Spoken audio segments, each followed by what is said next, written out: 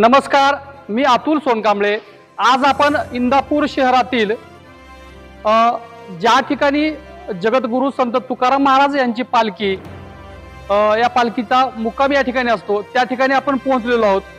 आणि आज आपण बघू शकता या ठिकाणी संत तुकाराम महाराजांच्या पालखी च्या ठिकाणी ज्या ठिकाणी मुक्काम असतो त्या ठिकाणी कशा प्रकारे रंगरंगोटी करण्यात आलेली आहे, सजावट चालू आहे।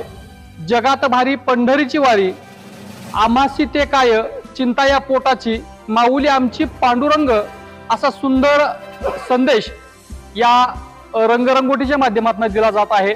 आपण असंच पुढे बघू शकता याच ठिकाणी जगद्गुरू संत तुकाराम महाराज यांची पालखी विसावते आणि या ठिकाणी पालखीच्या पादुकांचं दर्शन भक्तांना दिलं जातं।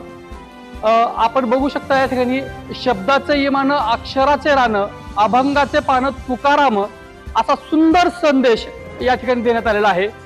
या ठिकाणी जगद्गुरू तुकाराम महाराजांना पांडुरंगाच्या पंढरपूरच्या पांडुरंगाचे कसे वेड लागले होते ते या मूर्तीच्या या रंगरंगोटीच्या माध्यमातून आपण पाहू शकताय।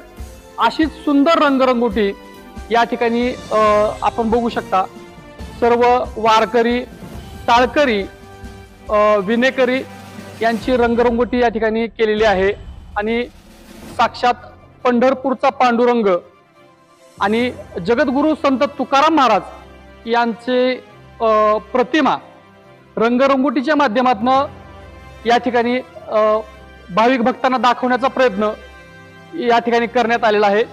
सुंदर असं या ठिकाणी टाळकरी, विनेकरी, पखवाज वादक हे भाविक भक्त कशा आपल्या भाविक भावनेत तल्लीन झालेले आहेत, पांडुरंगाच्या भक्तीमध्ये तल्लीन झालेले आहेत, हे या रंगरंगोटीच्या माध्यमातून दाखवण्यात आलेलं आहे।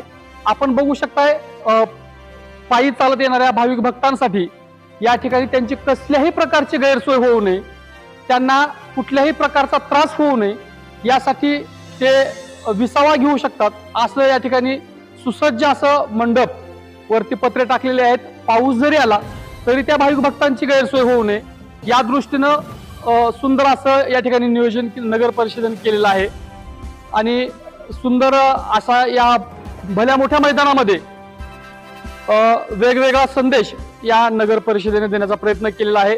झाडे लावा, झाडे जगवा, पाणी अडवा, पाणी जिरवा, असा सुंदर संदेश या वारीच्या माध्यमातून येणाऱ्या भाविक भक्तांना या ठिकाणी देण्याचा प्रयत्न इंदापूर नगर परिषदेने केलेला आहे।